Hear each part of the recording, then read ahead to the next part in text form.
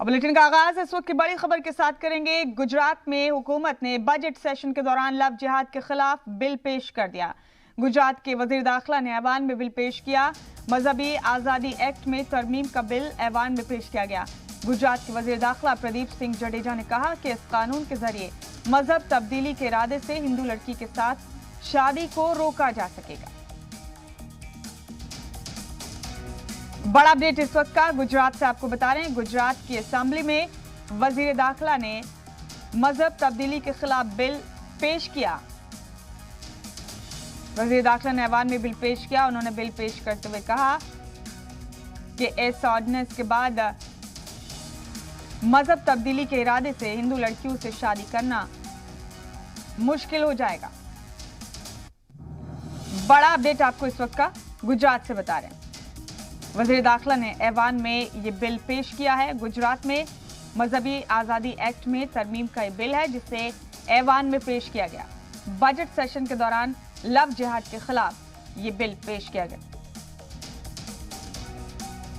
हमारे साथ ब्रिजेश जोशी हमारे नुमाइंदे मौजूद हैं तमाम अपडेट के साथ।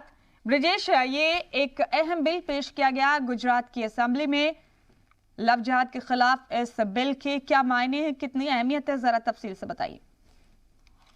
गुजरात के अंदर जो है वो लव जिहाद के किस्से जो हैं लगातार बढ़ रहे थे, जिसका हवाला देकर गृह राज्य मंत्री प्रदीप सिंह जडेजा ने ये बिल को पेश किया है। पेश करने के दौरान उनका जो संबोधन रहा, 1 घंटे से ज्यादा वो इस बिल पर बोलते रहे, जिसके अंदर उन्होंने पूरी बात की कि ये बिल क्यों लाया जा रहा है, क्यों ये बिल लाने की जरूरत गुजरात सरकार को पड़ी। उसके ऊपर पूरे जो है वो पूरी बात उन्होंने रखी।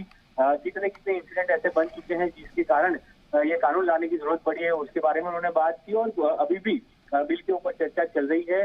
बीजेपी की जो है वो सीधी तरह से मेजोरिटी है, तो ये बिल कानून बन जाएगा, उसमें कोई दिक्कत नहीं होगी।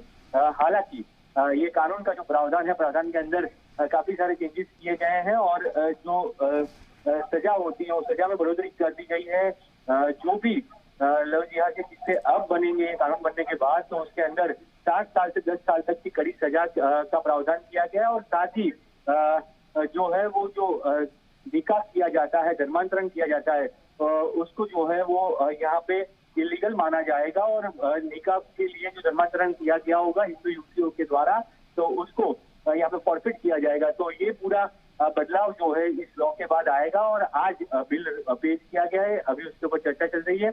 1 घंटे के अंदर ये बिल जो है वो बहुमत से पास हो जाएगा और उसके बाद राज्यपाल की अनुमति मोहर लगने के बाद ये कानून में तब्दील होगा। जी, तो इस बिल से कितनी उम्मीदें हैं आवाम को? क्या इस सिलसिले में कोई राय लोगों से, आम लोगों से ली गई ब्रिजेश?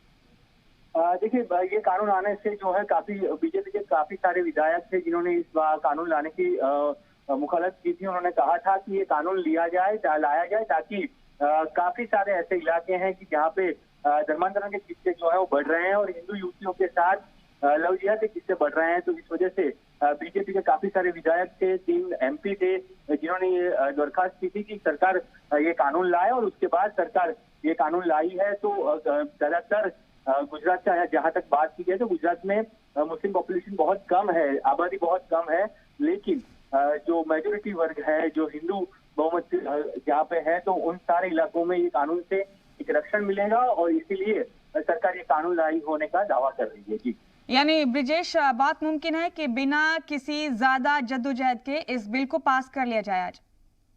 बिल्कुल, बिना किसी ज्यादा जद्दोजहद के ये बिल पास हो जाएगा। विपक्ष के द्वारा अंत में अगर कुछ भी हुआ तो वॉकआउट करेगा विपक्ष, अन्यथा ये बिल जो है वो बिल बहुमत से पसार हो जाएगा, क्योंकि भाजपा के पास पूरे आंकड़े हैं और आंकड़ों के दम पर ये बिल को पारित किया जाएगा और उसके बाद राज्यपाल की मंजूरी मिलने के बाद ये बिल कानून में परिवर्तित हो जाएगा। बहुत शुक्रिया आपका हमारे साथ जुड़ने के लिए ब्रिजेश। इस खबर पर बहुत बहुत शुक्रिया आपका।